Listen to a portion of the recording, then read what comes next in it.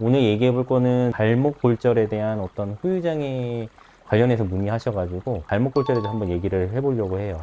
발목 골절 부위의 어떤 부상과 관련돼서 이제 쟁점이 되는 거는 발목에도 뼈가 여러 개가 있으니까 어느 부위에 어떻게 골절이 됐느냐. 항상 얘기하는 거지만 외상학적으로, 해부학적으로 봤을 때 어느 뼈가 이제 손상됐을 때 이제 후유증이 크게 남고 후유장의 범위가 얼마나 인정되느냐가 좀 결정이 됩니다. 이제 제가 이제 오랫동안 실무를 하면서 느꼈던 부분들인데 발목 관절 부위에 가장 예후가 안 좋은 거는 거골골절이에요.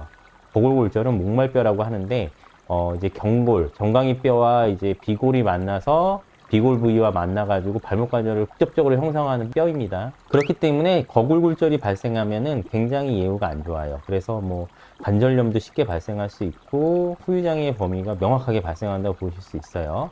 그 다음으로 안 좋은 거는 종골골절이에요. 종골골절은 이제 발 뒤꿈치 뼈라고 얘기할 수 있는데 우리가 이렇게 걸을 때 뒤꿈치가 땅에 닿기 때문에 하중에 대한 스트레스를 굉장히 많이 받는 부위거든요. 그래서 그걸로 인해서 고행시라던가 이제 수술을 다 받고 유압이 잘 됐다고 해도 그 통증에 대한 그 후유증, 그 후유장애가 굉장히 오래 갑니다. 그렇기 때문에 종골골절 굉장히 안 좋다 얘기할 수 있고요. 또 그 다음으로 얘기할 수 있는 거는 특이적으로 삼복사골절, 삼가골절이라고 하는데 발에 이렇게 발목을 봤을 때 안쪽과 바깥쪽 그 양쪽에 있는 이제 복숭아뼈 두 개가 골절되고 그 다음에 이 뒤쪽에 아킬레스건 위쪽으로 해서 그쪽 부위에 있는 그 경골 뒤쪽이 세 군데가 한 번에 이제 골절된 거거든요. 그렇게 되면은 이제 굉장히 또 예후가 안 좋죠. 그래도 비교적으로 이제 수술이 요즘은 이제 외과적으로 수술이 정형외과적으로 잘 되기 때문에 제가 봤을 때는 뭐 거골골절이라든가 종골골절보다 상가골절이 조금 더 상태의 호전 가능성이라든가 예후는 좋다고 볼 수 있는 것 같아요. 그래서 상가골절로 좀 전에 어떤 분이 문의하셔가지고 후유장애 보험금 뭐 어떻게 받냐 뭐 이런 부분 문의하시더라고요.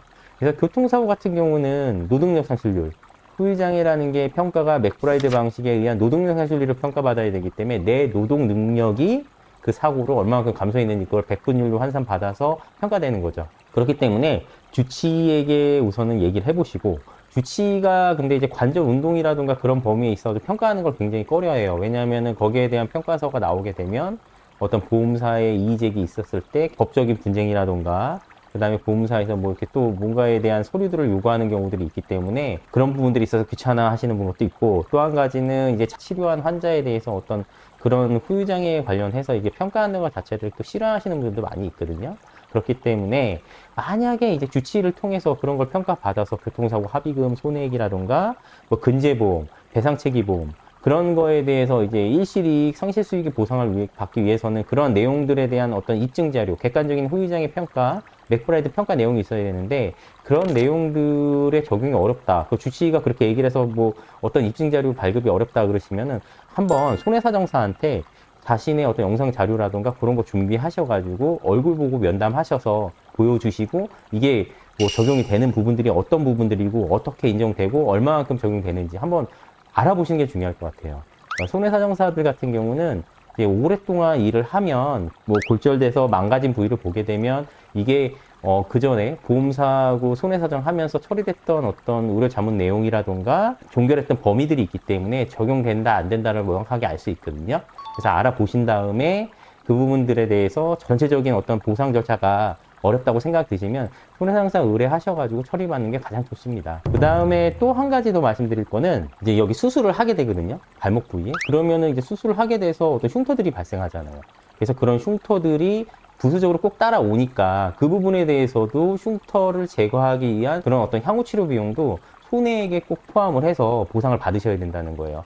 보험사에서 대충 얘기해가지고 뭐 센치당 얼마 이렇게 해서 처리되는 게 아니라 정확하게 거기에 대한 향후 치료비 보상 내용으로서 이렇게 평가를 받아서 이제 산정받고 처리를 받아야 된다는 겁니다. 오늘은 좀 전에 뭐 발목 골절, 삼복사 골절에 관련해서 좀 이렇게 심도 있게 물어보신 분이 있어가지고 자세히 얘기를 해봤는데요. 여러분들에게 발생하는 사고들은 언제 어떻게 발생할지 모르는 거거든요. 그렇기 때문에 이러한 뭐 정보들이 뭐 사고 발생 이후라도 좀 알고 계셔서 본인들의 어떤 문제점들을 해결할 수 있는데 도움됐으면 좋겠고요. 만약에 궁금하신 부분이 있으면 저희 김손사 여기 아래에 있는 상담 창구 이용하셔서 질문하시고 좋은 답변 해안 찾아가셨으면 좋겠습니다. 오늘 김손사는 여기서 물러가고요. 다음 이 시간에도 더 좋은 영상으로 찾아뵐게요. 감사합니다.